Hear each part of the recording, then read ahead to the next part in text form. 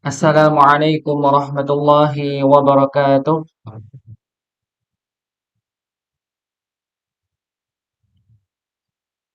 Alhamdulillah, alhamdulillahi nahmaduhu wa nasta'inuhu wa nastaghfiruh wa na'udzu billahi min shururi anfusina wa min sayyiati a'malina.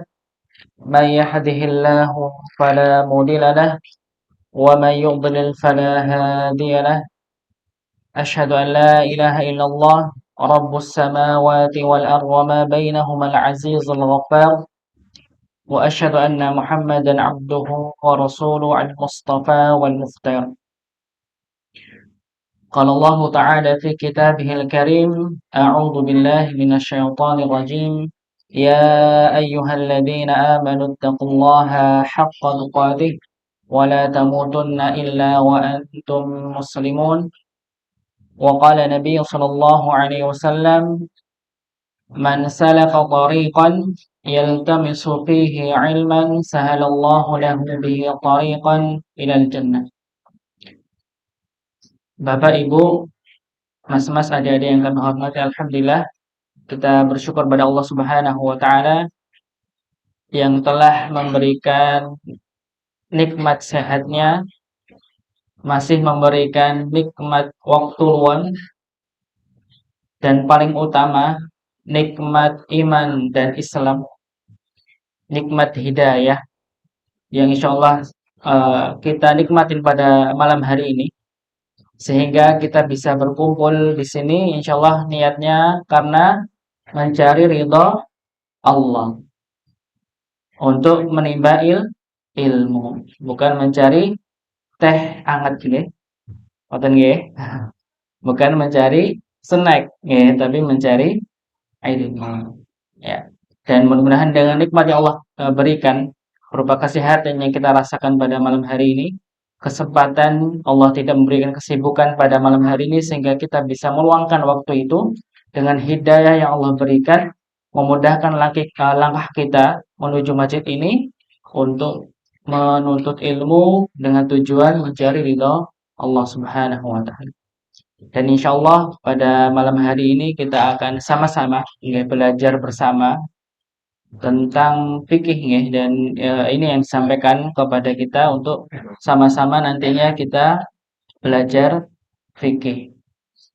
Dan pertemuan sebelumnya nggih, bulan lalu kita sudah sama-sama sekilas untuk menerangkan tentang fikih kurban nggih, fikih kurban. Dan insyaallah mudah-mudahan jika Allah meridhai, memudahkan semua urusan kita, memanjangkan umur kita nggih, jika memang bisa sempat untuk menyelesaikan, karena memang fikih termasuk ilmu yang sangat sangat sangat sangat luas.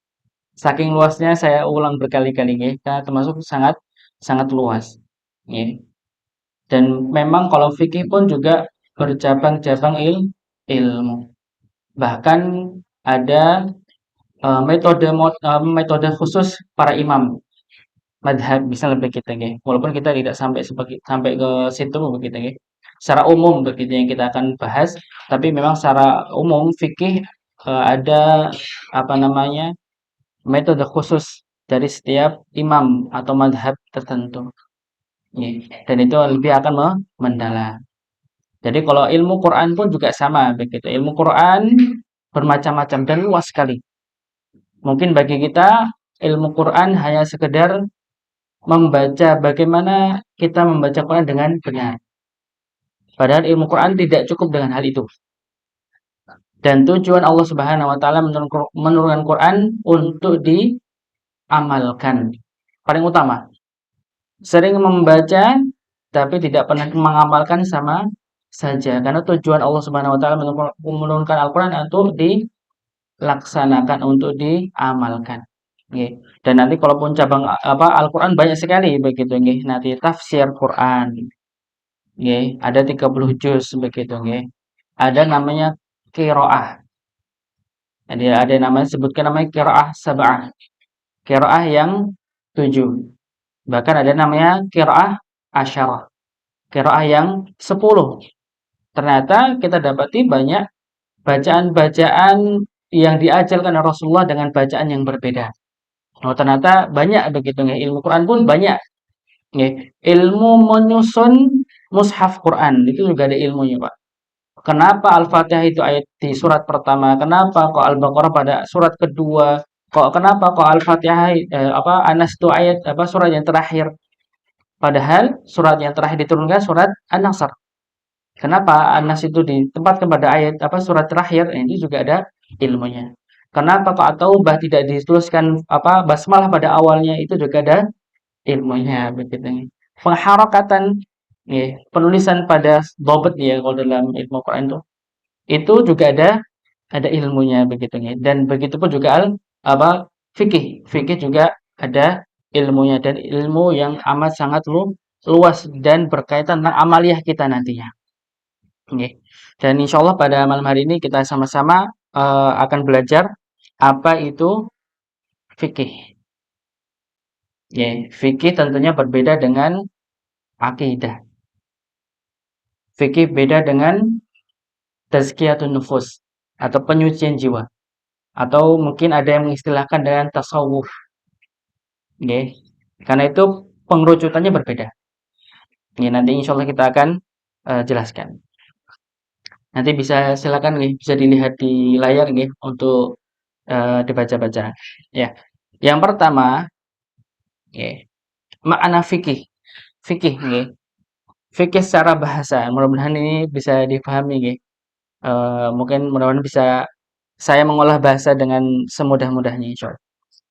Makna fikih secara bahasa itu dari kata fahima yafhamu kalau dalam bahasa Arab begitu yang artinya adalah pemahaman. Jadi fikih itu pemahaman artinya. Pemahaman dan sebagian ulama juga menyebutkan nama fahmud daqiq. Fahmud daqiq. Fahmud daqiq itu adalah pemahaman yang mendalam. Pemahaman yang mendalam. Kalau misalnya kita ketahui bahwa sholat 5 waktu, sholat rawatib itu hukumnya apa, Ibu, Bapak?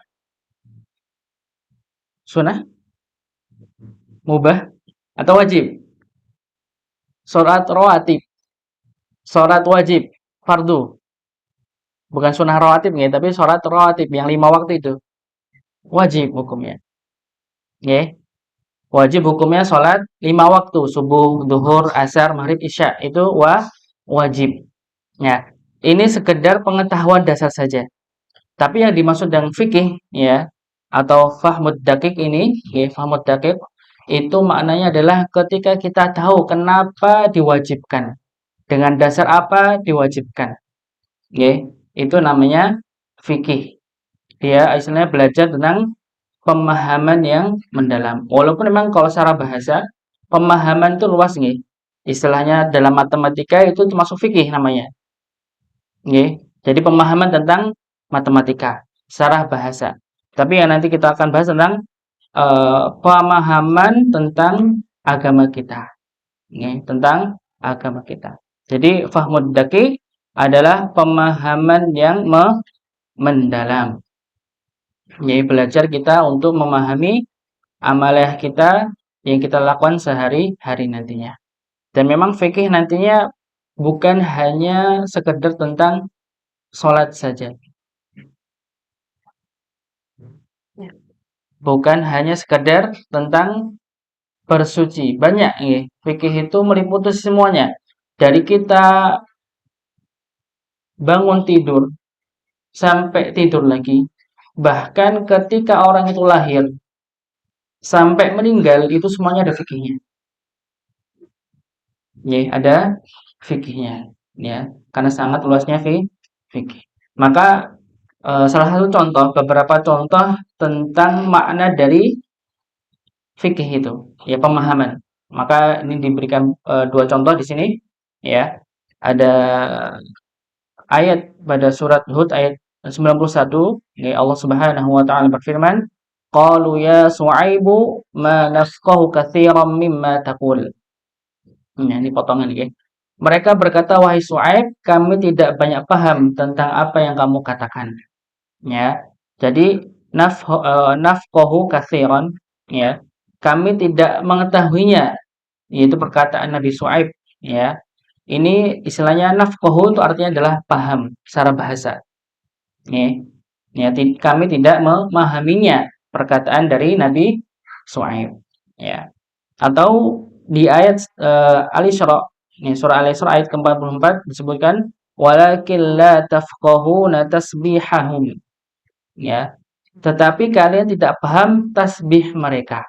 Maksudnya apa di sini? Kalau ayat sebelumnya disebutkan bahwa apa langit-langit nggih tusabbihu lahu ya tusabbihu lahu samawati sab'u nggih bertasbihnya 7 langit wal ardu ya dan bumi. Jadi langit-langit, bumi dan semua ya alam semesta ini bertasbih kepada Allah Subhanahu wa taala. Tapi disebutkan walakin la yafqahuna tasbihahum. Tapi kalian tidak memahami bagaimana mereka bertasbih. Oke.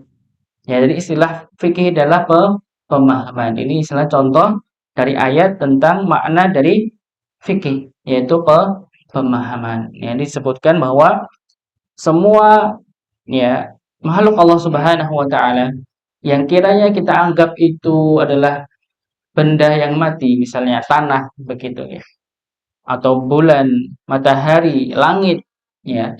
Sebenarnya mereka bertasbih menyucikan Allah Subhanahu wa taala, berzikir kepada Allah Subhanahu wa taala, tapi kita tidak memahami bagaimana cara mereka bertasbih. Ya. Ini ayat tentang itu. Ya, atau yang sering kita dengar apa doa nggih. Rabbi syrah li sadri wa yassir li amri wahlul 'uqdatam min lisani yafqahu qawli ya agar mereka mengetahui perkataanku ya memahami perkataanku begitu ya ini salah satu contoh bahwa makna fikih adalah pemahaman atau ulama menyebutkan yang lain fahmud daqiq ya atau pemahaman yang mendalam ya pemahaman yang mendalam bukan hanya sekedar kita tahu sholat itu wajib ya tapi kita mengetahui sebab diwajibkan kenapa ya dalil yang mendorong untuk diwajibkan kenapa begitu ya ini contoh dari fikih ya pemahaman dari makna fikih ya berikutnya ya secara istilah ya istilahan nah disebutnya ini definisi para ulama fikih dalam memahamkan tentang makna fikih ya disebutkan al-ilmu bil ahkami syar'iyyatil alamiyyati al-muqtasabah min adillatiha at-tafsiliyah. Ya.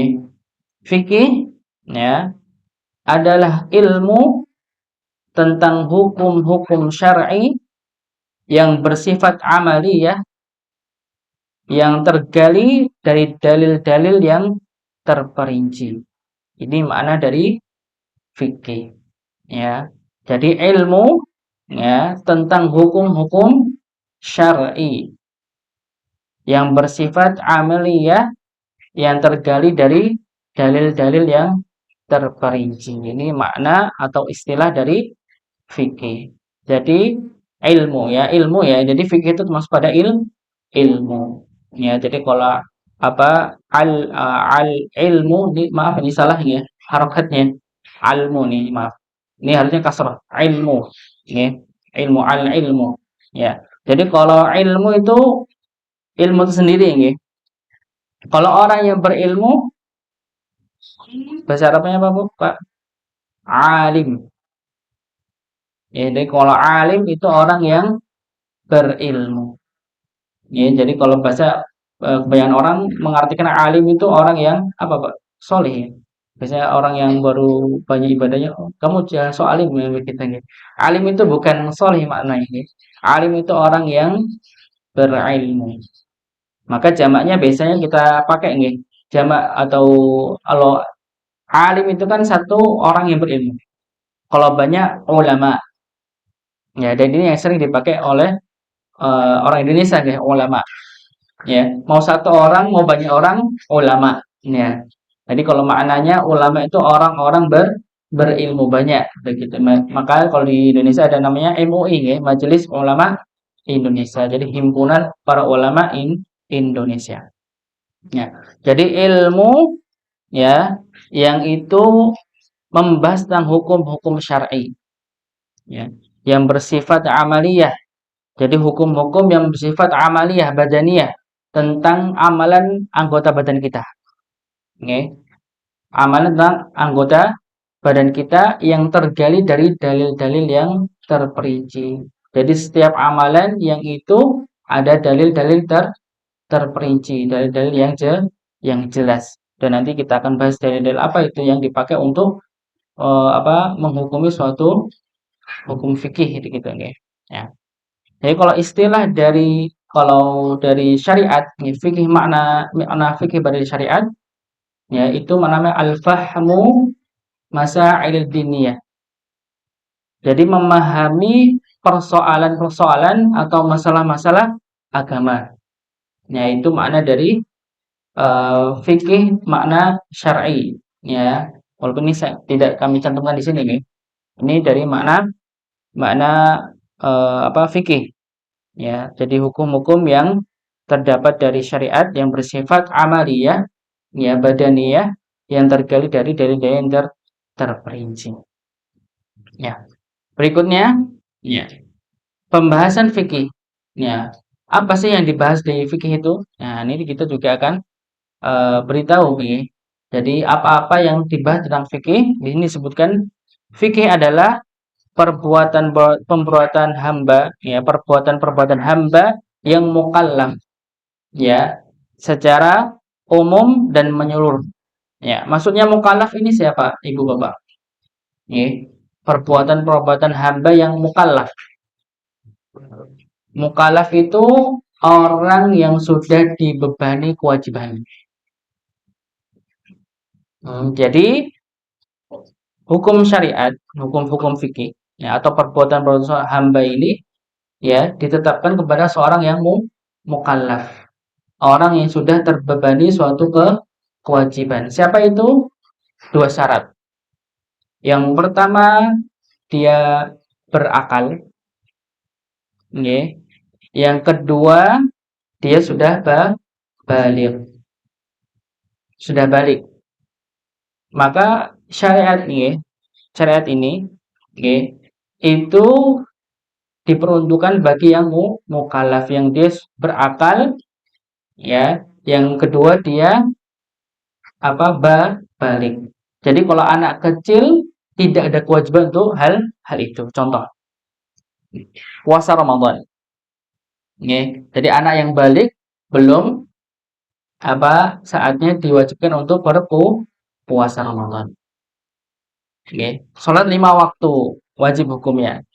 Bagi yang mukallaf, yang dia sudah dewasa, yang dia sudah balik. Dan puasa Ramadan ataupun ibadah-ibadah lainnya, ya seperti sholat, zakat, itu tidak diperuntukkan bagi orang yang tidak berakal atau orang gila. Ya, maka syariat ini beruntukkan orang yang berakal. Maka orang gila tidak wajib sholat. Ya. Orang gila tidak wajib berpuasa. Hanya yang berakal. Maka yang dimaksud mukallaf itu yang sudah terbebani suatu kewajiban. Dan disebut mukallaf adalah ketika dia berakal dan baligh. Ya. Secara umum dan menyeluruh, mencakup hubungan manusia dengan Tuhannya. Ya. Jadi fikih yang membahas tentang hubungan hamba dengan Tuhannya. Membahas tentang hubungan seorang hamba manusia dengan Tuhannya. Contohnya apa, Ibu Bapak? Sholat. Ya, ini membahas tentang itu. Fikih membahas tentang sholat. Ya, karena ini hubungan manusia dengan Tuhannya. Ya. Yang kedua, dengan dirinya. Dengan dirinya sendiri. Nah, ini juga ada fikihnya. Bagaimana dia makan, Ya, bagaimana dia bekerja. Nah, ini juga dijelaskan. Yang kedua dengan masyarakat. Nah, ini dengan masyarakat juga ada fikihnya, juga dijelaskan dengan fikih. Bagaimana kita jual beli, oke? Bagaimana kita sewa menyewa.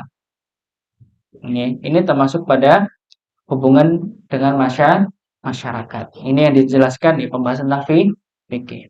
Fikihnya fikih mencakup hukum-hukum amaliyah, ya, dan semua yang bersumber dari seorang mukallaf, baik berupa perkataan, perbuatan, akad-akad, dan tindakan-tindakan, ya. Dan ini dibagi menjadi dua jenis. Jadi fikih itu luas, banyak sekali ya, yang dipelajari. Tapi dibagi menjadi dua, ya. Yang pertama, ya, ahkamu ibadat, ya, atau hukum-hukum ibadah.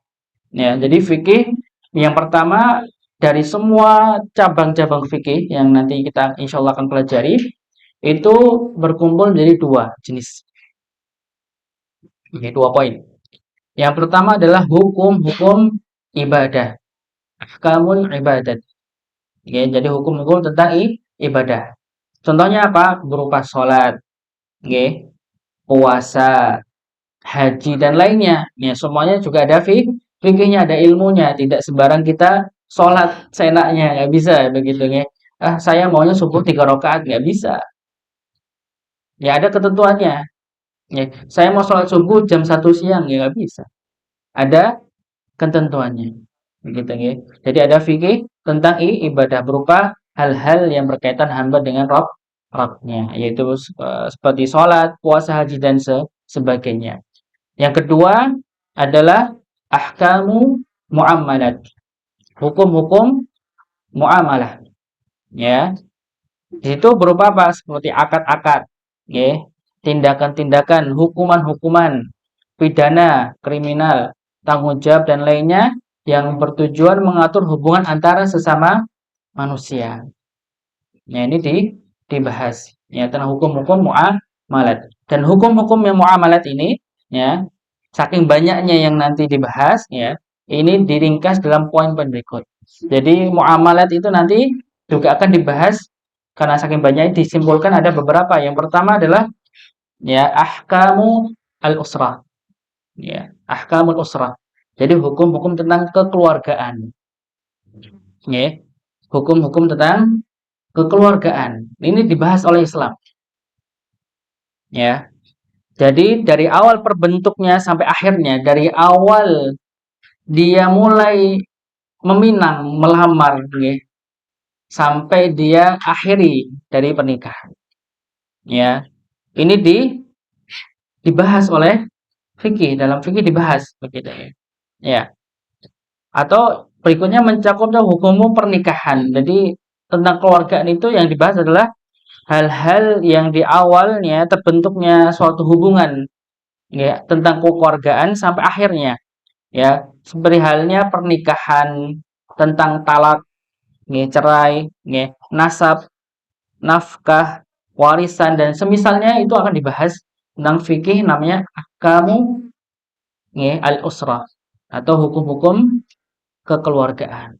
Ini dibahas semuanya. Nggih. Ya. Berikutnya yang kedua, ahkamu ya muamalat maliyah. Jadi hukum-hukum transaksi keuangan yang bersifat sipil.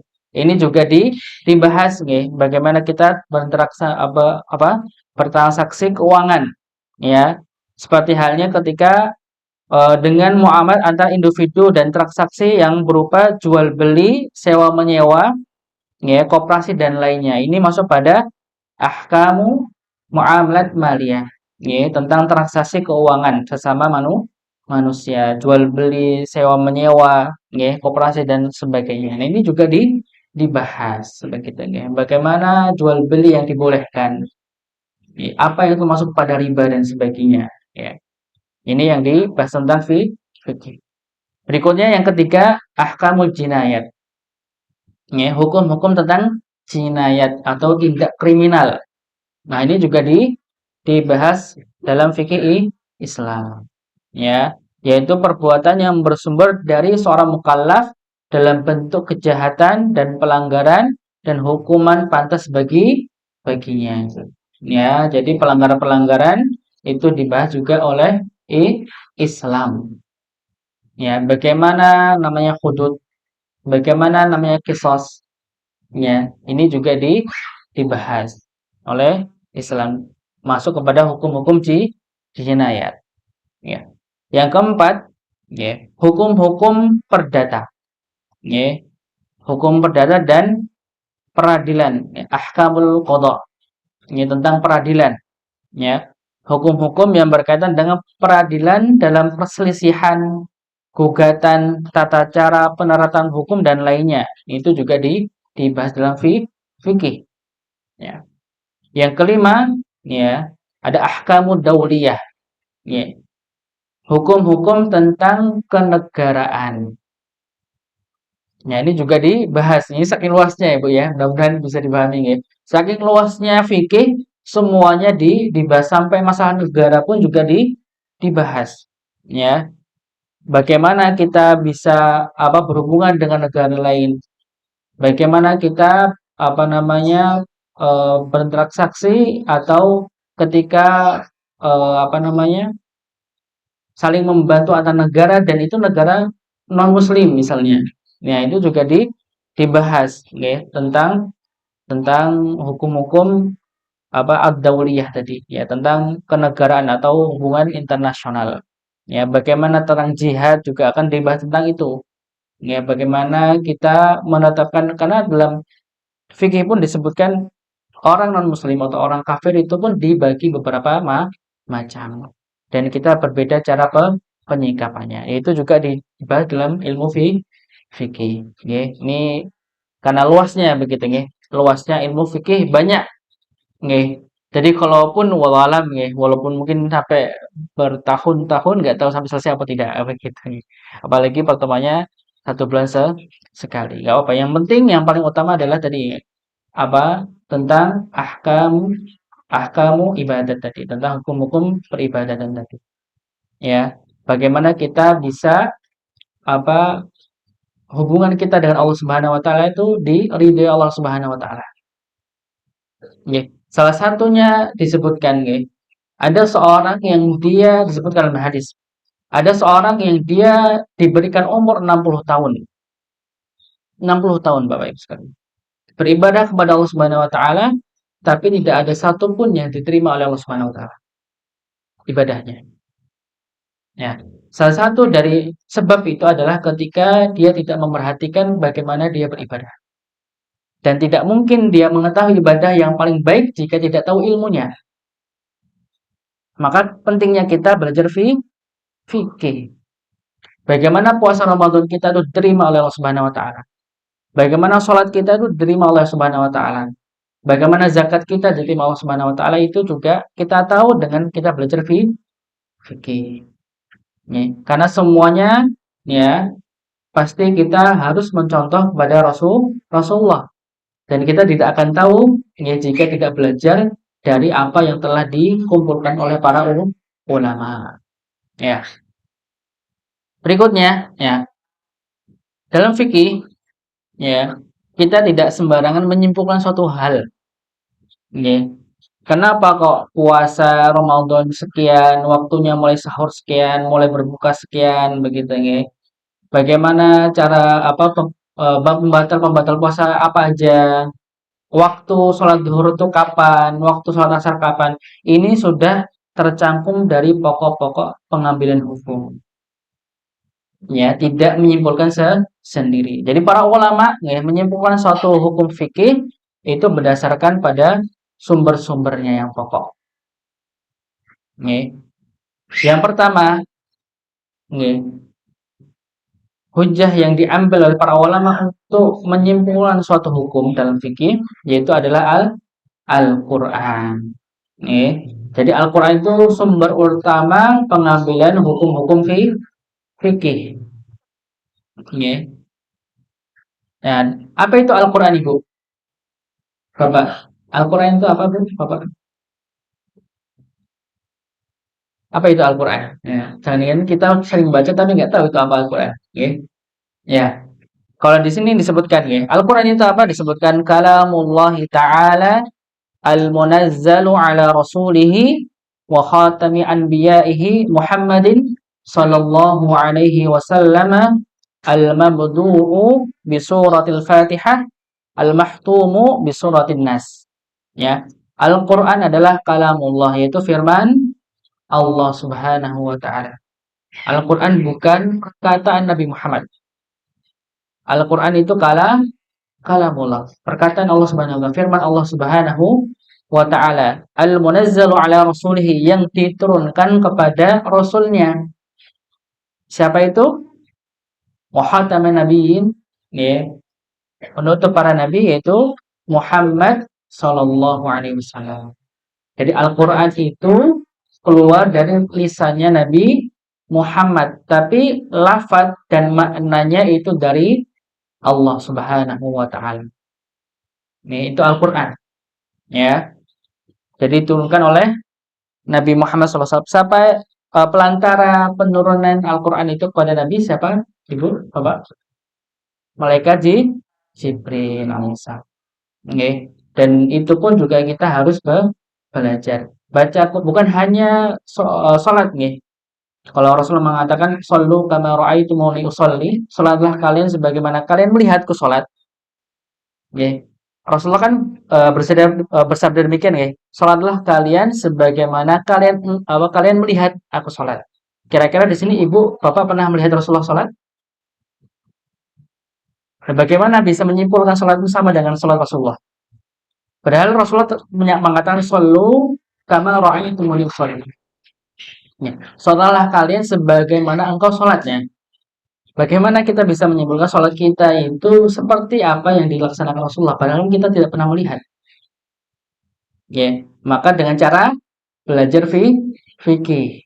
Fikih itu kumpulan yang sudah dibangun oleh para ulama sebelumnya. Ya, ulama-ulama sampai pada sahabat Rasulullah yang langsung melihat, para sahabat melihat Rasulullah sholat. Kesimpulan pada ilmu fikih ini ya begitu ya. Maka pentingnya kita belajar fikih. Ya, dan ketika baca Quran pun sama ibu bapak ini. Baca Quran pun kita berusaha untuk bagaimana bacaan kita tuh sebagaimana bacaan Rasulullah SAW. Terus bagaimana kita bisa mengetahui bacaan Rasulullah yang baik itu bagaimana? Oke, belajar. Belajar kepada guru yang memang belajar kepada setelahnya sampai kepada Nabi Muhammad SAW. Ya, uniknya dalam Islam seperti itu Bapak Ibu sekalian. Di semuanya. Ya, bukan hanya dalam membaca Quran, bukan hanya dalam fikih, bukan hanya dalam akidah. Semuanya itu ada istilah agamanya sanadnya. Ada sanadnya. Dalam Quran misalnya, contoh misalnya, saya belajar kepada guru saya. Guru saya juga belajar dari gurunya. Gurunya sampai bersambung kepada para tabi'in, berikutnya pada tabi'in, pada sahabat, pada Rasulullah. Ada sanadnya. Jadi misalnya contoh dalam Quran juga demikian. Gitu. Nah, dalam fikih juga sama. Ya, makanya kalau kita tahu ada namanya madhab begitu nggih. Ada madhab Syafi'i, madhab Ahmad bin Hanbal, madhab Maliki, madhab Hanafi, itu juga guru-gurunya bersambung kepada para sahabat dan ujungnya pada Rasulullah begitu nggih. Maka belajar apa perlunya kita belajar fikih kepada guru-guru kita yang belajar kepada guru-guru. Ya. Jadi makna Quran ini adalah kalamullah yang turun kepada utusannya yaitu Muhammad sallallahu alaihi wasallam ya, yang itu tertulis di pertama surat pertamanya dimulai dari Al-Fatihah dan akhirnya yaitu surat An-Nas. Itu definisi dari Al-Qur'an begitu ya. Maka jangan sampai kita terbodohi ya kalau misal ada dengar ada orang apa namanya Allah Subhanahu wa taala berfirman maqali. Contoh begitu. Itu kalau udah nggak ada di dalamnya, kalau itu bukan dari Rasulullah maka bukan Al-Qur'an. Oke, jangan sampai kita terbodohi dengan itu. Ya, maka Al-Qur'an juga disebutkan oleh Allah Subhanahu wa taala, "Inna nahnu nazzalna dzikra wa innahu lahafidun." Ya, sungguhnya Allah Subhanahu wa taala menurunkan Al-Qur'an dan kami pasti akan menjaganya. Dan Al-Quran tidak pernah ada yang berubah dari semenjak Rasulullah itu diwahyukan dari malaikat Jibril, langsung disampaikan kepada para sahabat sampai sekarang tidak ada satu huruf pun yang berubah. Jaminan, tidak yang berubah sedikit pun, satu huruf pun nggak ada yang hilang. Harokat pun tidak ada yang hilang, Bapak Ibu sekalian. Nggih, sampai hari ini 1400 abad yang lalu, nggih, 14 abad yang lalu ya. Itu tidak berubah sampai sekarang.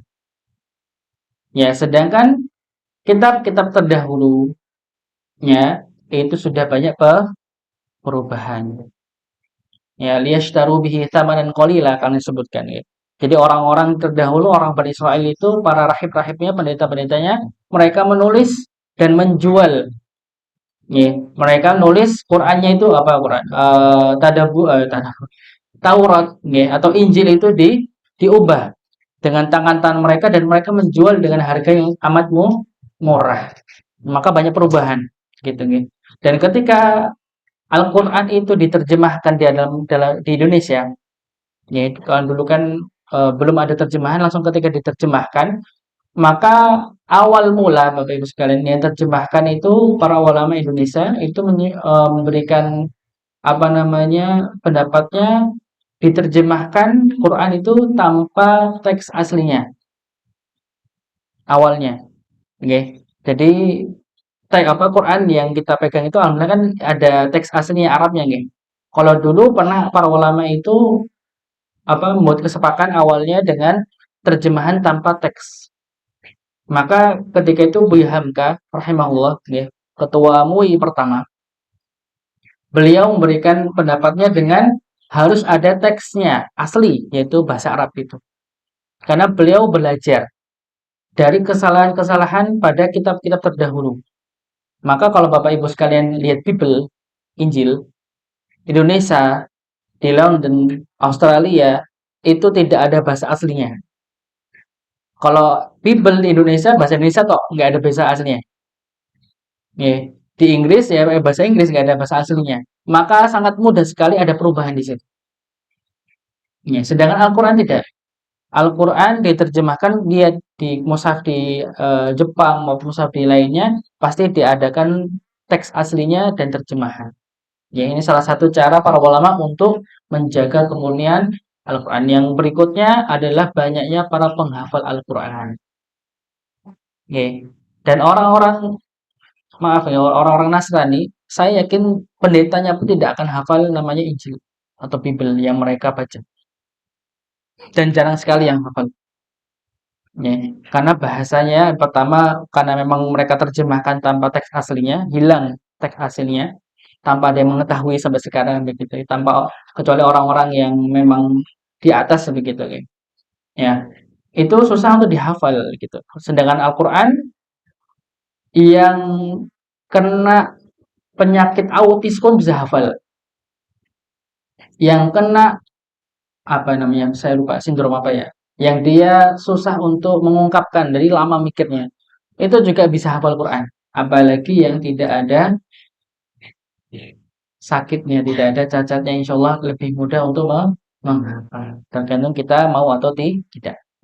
Jadi ini Al-Quran Jadi pengambilan hukum yang pertama adalah dari Al-Quran. Yang kedua dari hadis sunatun nabawiyah atau hadis syarif.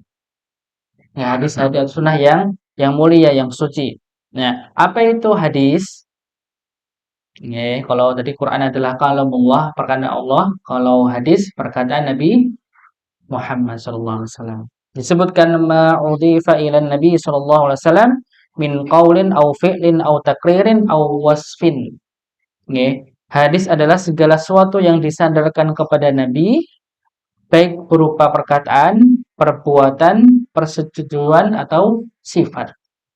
Jadi hadis ini perkataan Nabi Muhammad. Kalau kalamullah itu firman Allah yang diturunkan kepada Nabi Muhammad SAW. Ya. Hadis ini dibagi menjadi beberapa. Yang pertama, hadis yang tentang kaulin dan tentang perkataan. Yang kedua fi'lin, perbuatan. Yang ketiga takrir atau persetujuan, ya. Yang ya, atau yang keempat sifat, ya. Ya, tapi yang para ulama menyebutkan tiga yang diambil untuk sebagai dasarnya. Ya, contoh dari hadis yang hadis tentang qauliyah, tentang perkataan, ya. Dan ini insya Allah hadisnya masyhur nggih di kalangan masyarakat umum mungkin insya Allah juga sering mendengarnya ataupun para santri gitu ilmu sering mendengarkannya. Ini diriwayatkan dari Utsman, ya. Utsman radhiyallahu anhu anin Nabi sallallahu alaihi wasallam qala khairukum man ta'allama al-Qur'ana wa 'allamah. Ini hadis dari Rasulullah. Orang yang paling baik di antara kalian adalah seorang yang belajar Al-Qur'an dan mengajarkannya. Ini kan hadis Rasulullah nih. Ya, disebutkan anin Nabi sallallahu alaihi wasallam qala. Rasulullah berkata, khairukum man ta'allama al-Qur'ana wa 'allamah. Nah, ini hadis yang hadis tentang qauliyah atau perkataan Nabi Muhammad Shallallahu Alaihi Wasallam. Ya. Yang kedua, ya, hadis perbuatan atau fi'liyah. Jadi ini bukan perkataan Rasulullah, tapi ketika sahabat yang melihat Rasulullah dan dia meriwayatkan. Ya. Maka di sini disebutkan yaqulu Sa'id bin Abi Waqqas radhiyallahu anhu kuntu ara Rasulullah sallallahu alaihi wasallam yusallimu an yaminihi wa an yasarihi hatta ara bayadha khaddihi ya. Dari Sa'ad bin Abi Waqqas, aku melihat Rasulullah sallallahu alaihi wasallam. Ini jadi Abu Waqqas ini para sahabat Sa'ad ini melihat Rasulullah sallallahu alaihi wasallam mengucapkan salam ini ketika selepas sholat nih, ya. Itu salamnya ke kanan dan ke kiri. Nggih. Hingga aku melihat pipinya Rasulullah yang putih. Nah, ini menunjukkan hadis tentang perbuatannya Rasulullah. Jadi ini salah satu ketika salam sholat itu kanan kiri. Ya, kenapa kok tidak kiri kanan? Ya, karena Rasulullah nyontohkannya kanan dan kiri. Begitu ya. Ini pengambilan hukum dari fikih. Ya, maka kalau disebutkan di sini ya, hatta ara bayadha khaddihi, jadi sampai sahabat itu yang di belakang itu melihat pipi Rasulullah yang putih. Jadi kalau salam itu jangan gitu nggih, tapi benar-benar menengok. Ya, begitu ya. Ini jadi pengambilan hadis yang sifatnya perbuatan dari Rasulullah SAW. Ini bisa diambil dari hukum tersebut. Jadi ngambil hukum dari hadis itu bukan hanya dari perkataan Rasulullah saja. Perbuatan bisa menjadi dasar hukum fikih. Oke. Yang ketiga, hadis tentang persetujuan. Persetujuan Nabi Muhammad SAW. Ya, hadisnya panjang nih. Jadi ketika ini Rasulullah SAW ini ya ada seorang sahabat yang sedang makan daging. Ya. Kemudian salah satu istri Rasulullah SAW memanggil mereka dan berkata itu daging dhab. Ya, daging dhab. Dhab itu sejenis biawak, tapi bukan biawak. Ya. Ya, mereka pun berhenti makan karena khawatir ini terlarang, maka mereka berhenti makan, berhenti makannya. Maka Rasulullah bersabda, makanlah. Nggih, karena daging itu adalah halal. Atau di riwayat lain menyebutkan beliau berkata, tidak masalah. Ya, daging itu dimakan, akan tetapi daging hewan itu bukanlah makananku. Jadi Rasulullah tidak mengamalkan, tidak memakan daging itu, tapi Rasulullah tidak melarang, membiarkan. Nggih, untuk memakan dhab. Nah, ini saya kasih contoh fotonya, nggih, biar nggak salah paham. Karena banyak di kalangan masyarakat yang salah paham tentang dhab. Jadi menyimpulkan semua biawak bisa dimakan. Jadi biawak air dimakan juga. Nggih, pernah lihat nggih yang saya kasih silang itu nggih. Ini biawak yang biasa ada di air. Ini kalau di Indonesia banyak yang makan. Di Jawa Timur daerah Magetan juga biasa diburu dimakan. Nggih itu. Yang biawak yang air itu nggih, biasa di sungai-sungai banyak. Nggih. Tapi yang dhab yang dimaksud oleh Rasulullah itu bukan dhab itu nggih. Dhab yang samping yang warna kuning itu. Nggih, itu hanya ada pada hewan jenis biawak, tapi adanya cuma di padang pasir saja. Nggih. Kalau biawak yang sungai itu kan makannya macam-macam nggih. Ikan, kepiting dimakan semuanya. Nggih, tikus juga, ular juga dimakan. Nggih, kalau apa yang saya silang gitu. Kalau dhob yang di padang pasir, nggih, atau biawak yang di padang pasir itu makannya rerumputan. Nggih, walaupun sama nggih, hampir sama bentuknya tapi warnanya berbeda. Tapi itu beda, makanannya berbeda.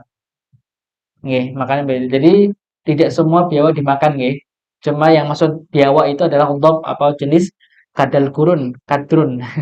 Kadal gurun begitu nggih.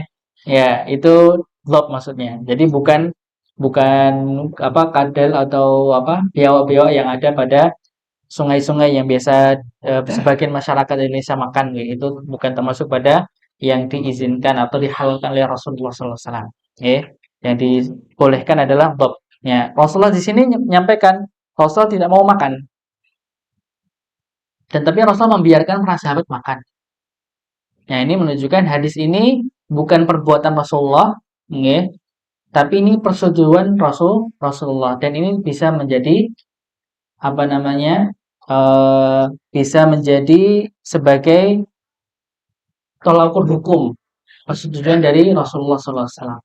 Ya, jadi hadis bisa diambil dari perkataan Rasulullah atau perbuatan Rasulullah, begitu nggih, atau apa namanya persetujuan Rasulullah. Sedangkan sifat, nah ini bisa berkenaan tentang fisik Rasulullah atau sifat Rasulullah.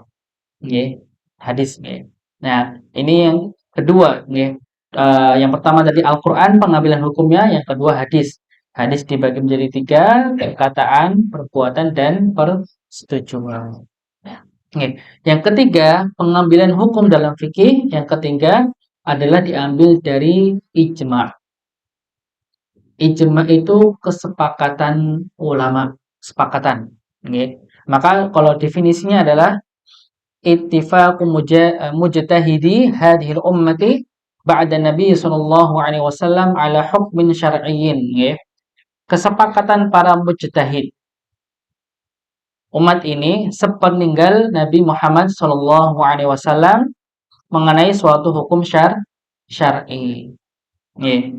Jadi kadang Bapak Ibu sekalian nggih, ada perkara-perkara tertentu yang tidak ditemukan dalam Al-Qur'an. Hukumnya tidak ditemukan dalam hadis-hadis Rasulullah. Nggih.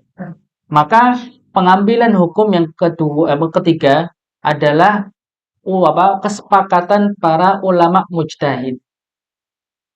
Begitu nggih. Ya. Nanti banyak nanti kita akan contohnya. Ya, salah satu contoh misalnya mushaf Quran. Mushaf Quran, nggih. Zaman Rasulullah nggak ada mushaf Quran. Nggih, saya lagi contoh nggih. Mushaf Quran, Al-Quran nggih. Mushaf itu kumpulan dalam bahasa Arab tuh mushaf itu kumpulan lembaran atau buku lah begitu nggih. Bundel begitu nggih. Nggih.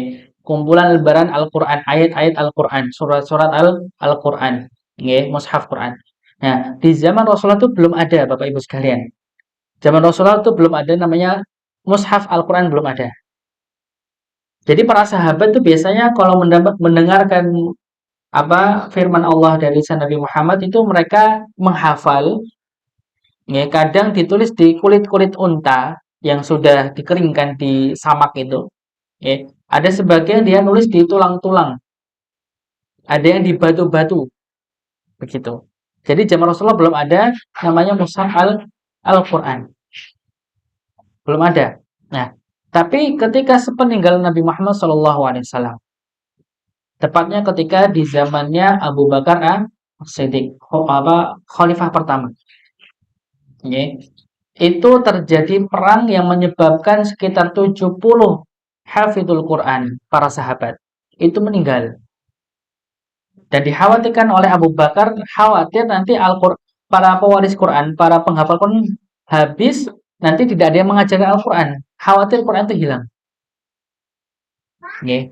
Maka Abu Bakar punya pendapat bagaimana jika mengumpulkan Al-Quran ditulis dalam satu tempat, yaitu mushaf tadi. Padahal zaman Rasulullah tidak ada mushaf. Maka Umar ketika itu kurang sepakat, maka beliau mengatakan, apakah ini termasuk perkara baru yang tidak pernah ada di zaman Rasulullah? Nggih. Awalnya tidak setuju, nggih. Tapi ketika dirundingkan, maka para sahabat saat itu sepakat. Nah, ini ijma tadi. Sepakat bahwa bisa atau boleh untuk mengumpulkan Al-Qur'an. Nggih. Karena sejak ketika zaman Rasul tidak ada. Makanya di sini definisinya nggih, sepakat para mujtahidin nggih, umat ini sepeninggal Nabi. Bukan ketika Nabi masih hidup. Ya, karena ketika ada persoalan apapun di zaman Nabi, pasti langsung ditanyakan kepada Nabi sebagai sumber hukumnya yaitu Nabi Muhammad SAW. Tapi ketika Rasulullah meninggal, ya, maka para ulama di kalangan para sahabat yang menyimpulkan suatu hukum yang kiranya tidak ada di zaman Rasulullah. Begitu ya. Maka yang dimaksud mujtahid di sini, ya, bukan orang-orang awam. Seperti kita-kita ini termasuk orang awam. Ya, yang belum tahu ilmunya. Begitu nggih. Maka yang boleh bersepakat nggih, berijtihad itu adalah orang-orang yang punya kekhususan.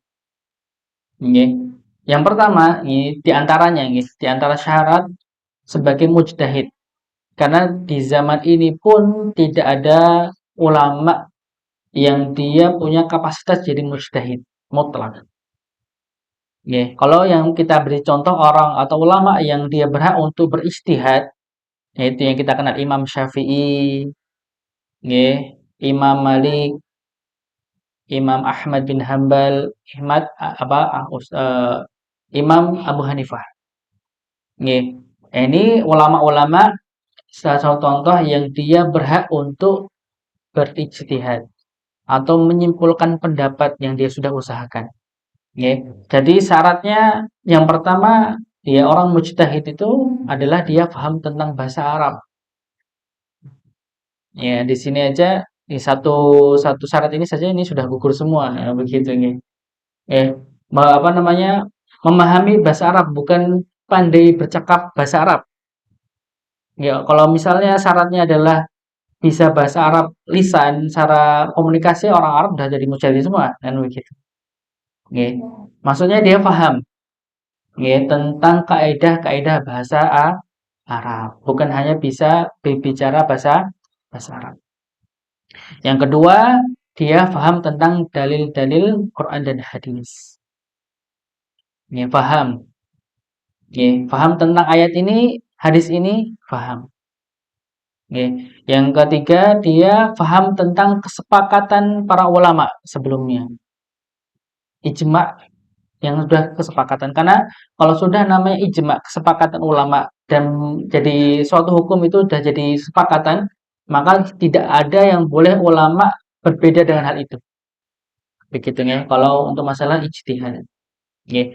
Yang berikutnya, nggih, dia paham tentang nasih wa mansukh. Nggih, menghapus dan dihapusnya suatu hukum.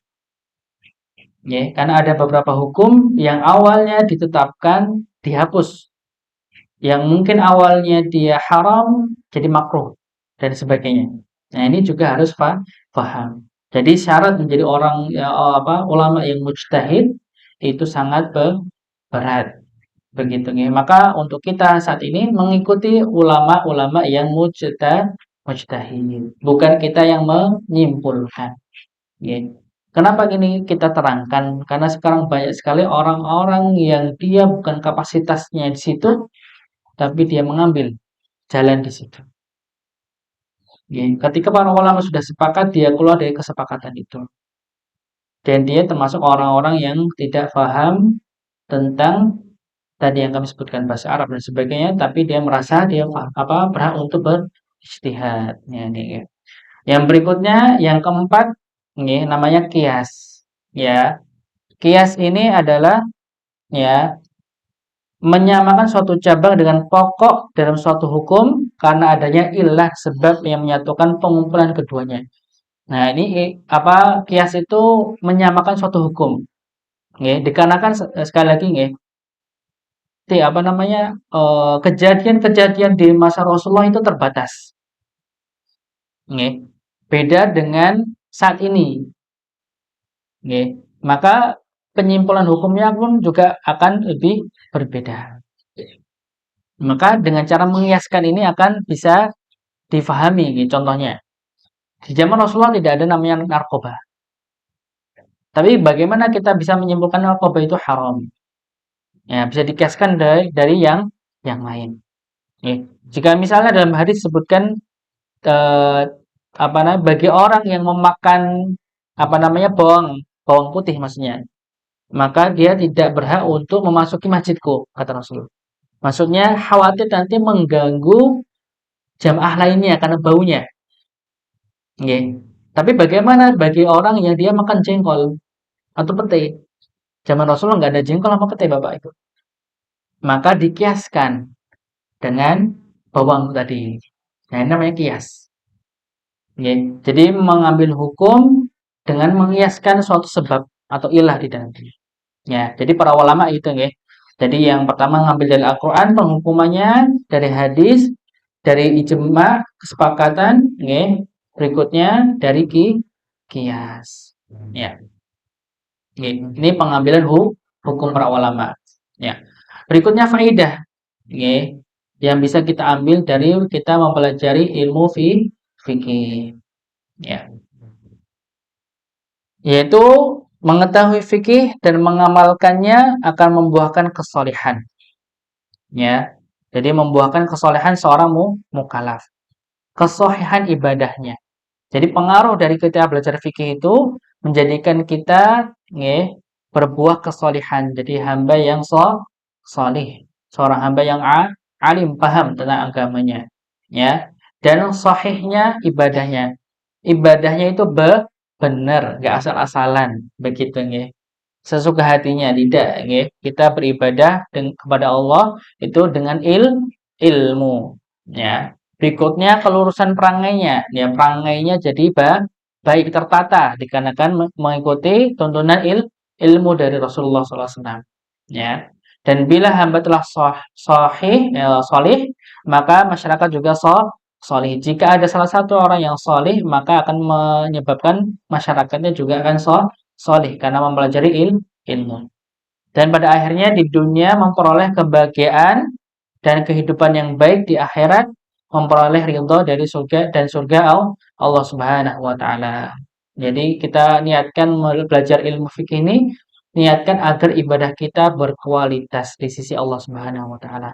Benar di hadapan Allah. Jangan sampai sudah bertahun-tahun begitu kita ibadah, ternyata apa yang kita laksanakan, ibadah yang kita lakukan ternyata ada beberapa yang kurang benar begitu nggih. Menjadikan Allah Subhanahu wa taala tidak menerima ibadah kita sia-sia. Eman-eman nggih waktunya. Karena usia tidak akan kembali lagi. Ya. Terakhir nggih. Ya. Keutamaan memahami agama. Ini keutamaan kita mempelajari ilmu agama. Ya, untuk tafakuh. Tafakuh itu berusaha untuk memahami agama secara mendalam. Ya. Nah, di sini disebutkan ya firman Allah Subhanahu wa taala, ya, dan tidak sepatutnya orang-orang mukmin itu semuanya pergi ke medan perang. Mengapa sebagian dari setiap golongan di antara mereka tidak pergi untuk memperdalam pengetahuan agama mereka dan untuk memberi peringatan kepada kaumnya apabila mereka telah kembali atau mereka dapat menjaga dirinya. Jadi di ayat ini menerangkan bahwa ketika perang di zaman Rasulullah ini menyebutkan, maka jangan semua ikut perang. Sebagian harus tetap di daerahnya untuk memperdalam ilmu agamanya. Jikalau misalnya semuanya ikut perang, semuanya misalnya ada yang meninggal, otomatis nanti yang mewarisi ilmu akan hilang. Ini sebab apa? Padahal jihad itu masuk amalan yang paling agung. Membela agama Allah itu agung. Tapi jangan sampai semuanya ikut sampai hilang ilmunya dikarenakan meninggalnya para ulama. Berikutnya disebutkan dalam hadis, man yuridillahu bihi khairan yufaqihu fiddin. Barang siapa yang Allah inginkan kebaikan baginya, niscaya dia akan menjadikan hamba paham dalam agama. Ya, jadi kalau Allah Subhanahu wa taala menginginkan kebaikan bagi seorang hamba, maka Allah akan mudahkan dirinya untuk memahami agama. Dan insya Allah ini jalan Bapak Ibu sekalian bisa hadir di sini. Allah Subhanahu wa taala pilih Bapak Ibu sekalian untuk hadir demi kebaikan Bapak Ibu sekalian untuk memahami agama.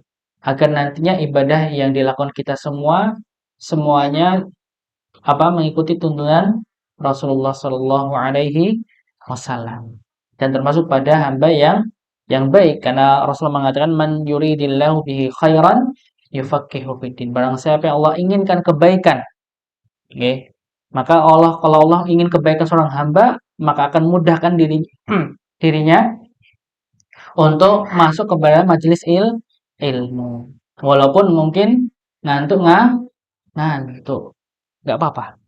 Nggih, karena kami tadi sebutkan ya, barang siapa yang dia berjalan untuk menuntut ilmu, ya maka Allah akan mudahkan dirinya untuk masuk atau jalan menuju surga.